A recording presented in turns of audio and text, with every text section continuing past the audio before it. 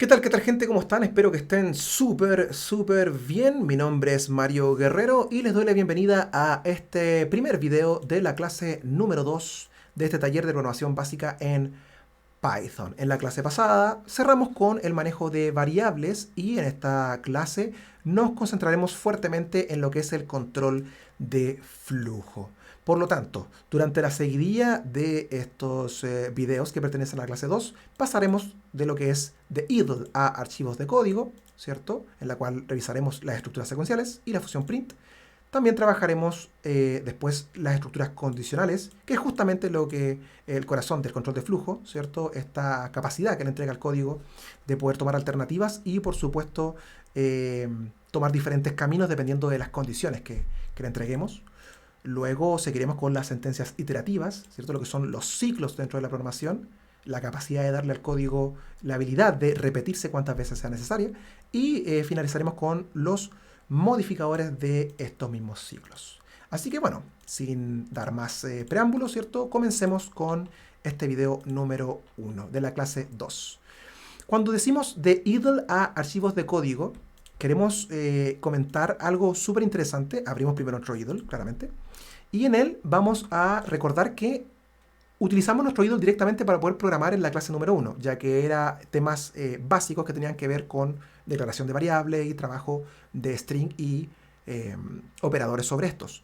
Pero como ahora vamos a trabajar estructuras, debemos trabajar ahora, o es más cómodo, y en realidad la programación profesional se maneja así, hay que codear sobre un archivo. Ya no solamente el intérprete interactivo, sino sobre un archivo, ya que los programas son justamente archivos de código que se comunican entre sí. Por lo tanto, para crear nuestro primer archivo de programación, abrimos el botón File, ¿cierto? Dependiendo si lo tienes en inglés o en castellano sería archivo. New File o nuevo archivo, el cual nos permite abrir esta ventana en blanco. Esta ventana es nuestro archivo donde vamos a codear. En él vamos a crear las líneas de código que van a pertenecer a nuestro programa en sí.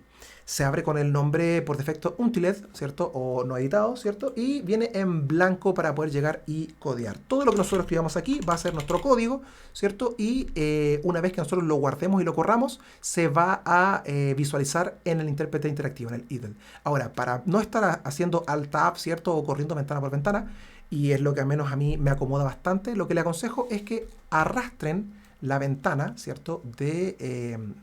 Del archivo en blanco, en el cual vamos a codear, que la corran a alguno de los dos lados, el que les salga más cómodo, izquierda o derecha. Yo lo voy a dejar al lado derecho. Y cuando sale esa animación, ustedes lo sueltan y toma inmediatamente toda la esquina derecha para poder visualizarse. Esta opción es soportada en la gran mayoría de sistemas operativos, así que deberían de hacerlo, no importa si están en Mac, en Linux o en Windows. Y una vez que lo corren al lado derecho, ¿cierto? Les permite elegir un segundo o una segunda ventana para poder visualizar ambas mitad y mitad. Claramente yo voy a hacerle clic a la del idle para poder tener justamente ambas abiertas y divididas justo a la mitad para que ninguna se tape y así sea más cómodo y sencillo pasar de una a otra. Por lo tanto, una vez hecho esto, ya podemos empezar a codear. Para poder hacerlo, ¿cierto?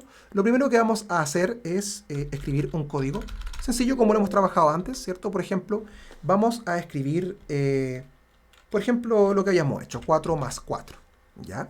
Con esto debiese de imprimirse un 8. Si nosotros, para poder correrlo, tenemos que guardar el archivo, ¿cierto? Ponemos save as, ¿cierto? O save, que el control rápido es control S, que de ahora en adelante vamos a utilizarlo, pero lo muestro ahora como la primera vez para que lo puedan visualizar, ¿cierto? Save o control S, se guarda. Como es la primera vez nos va a pedir dónde queremos guardarla y bueno, yo lo voy a hacer en el escritorio. Tengo una carpeta que se llama clase 2 y este archivo, como es las estructuras, vamos a nombrarlo estructuras, ¿cierto? Ustedes pueden nombrarlo como quieran. Y al momento de hacer clic en guardar, ¿cierto? Sucede algo bastante interesante y es que en la carpeta donde lo guardamos aparece este archivo. Si se dan cuenta, viene con el icono del código de Python y inmediatamente, sin que nosotros lo hagamos, le pone la extensión .py, si es que ustedes tienen su sistema operativo ya para poder visualizar las extensiones. Entonces, una vez guardado el archivo, está listo y ya podemos correrlo. Con la opción Run nos vamos de estas pestañas que hay, en la opción Run o ejecutar en castellano, y ponemos la primera opción que dice Run Module, ¿cierto? Correr el módulo o F5, que de ahora en adelante voy a estar apretando los accesos rápidos, ¿cierto? Control S para guardar y F5 para correr. Así que le damos clic y se dan cuenta aparece una nueva línea, pero no nos imprime nada. Chan, chan, chan. Y este es justamente el punto al cual quería llegar, ya que justamente la diferencia que hay fuerte entre trabajar con el IDLE intérprete interactivo y los archivos de programación es que el intérprete nos va mostrando inmediatamente línea a línea que estamos escribiendo o que lo que está guardándose, ¿cierto?, en nuestras variables. Mientras que cuando trabajamos con un archivo de código, este no nos va a mostrar por consola inmediatamente solo por ejecutarlo, ya que no es un intérprete interactivo. Por lo tanto, para poder mostrar esta suma, ¿cierto?, el resultado de esta línea de código, debemos usar una función. Y esa función, y que es la función que vamos a trabajar mucho durante esta clase, es la función print.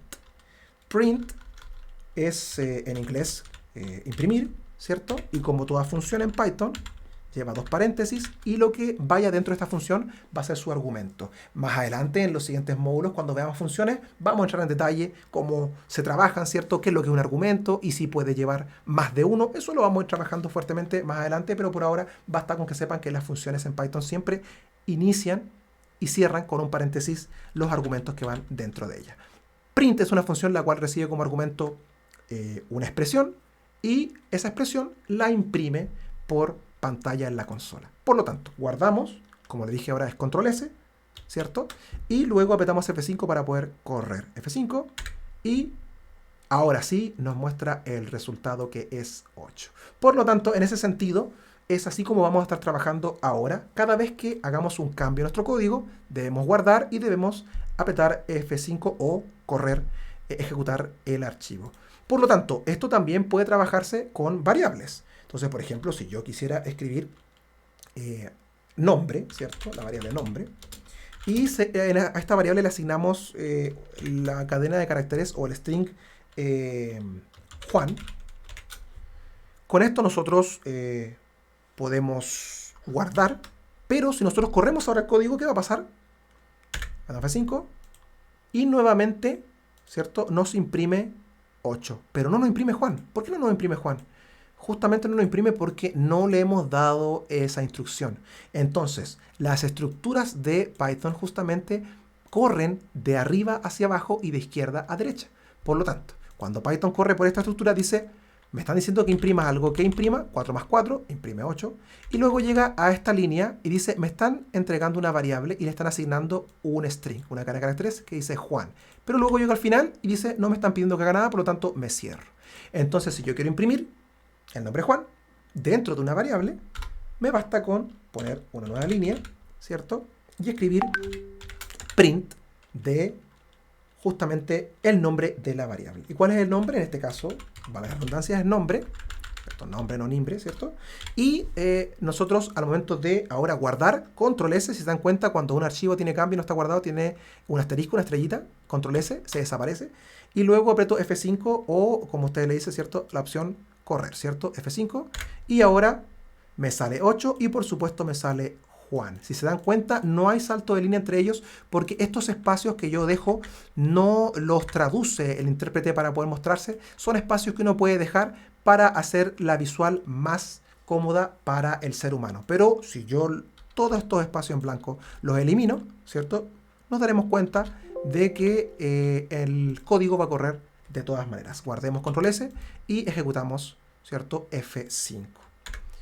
Y como pueden ver, se ejecuta sin ningún problema. Con esto ya tenemos la base para poder entender cómo funcionan las estructuras en Python y, por supuesto, cómo crear un archivo de código, el cual vamos a estar trabajando con él de ahora en adelante en las clases que vengan en Python. Desde ya, te felicito por estar continuando la clase número 2 y en el próximo video continuaremos con el control de flujo, ¿cierto?, con las estructuras condicionales. Nos vemos.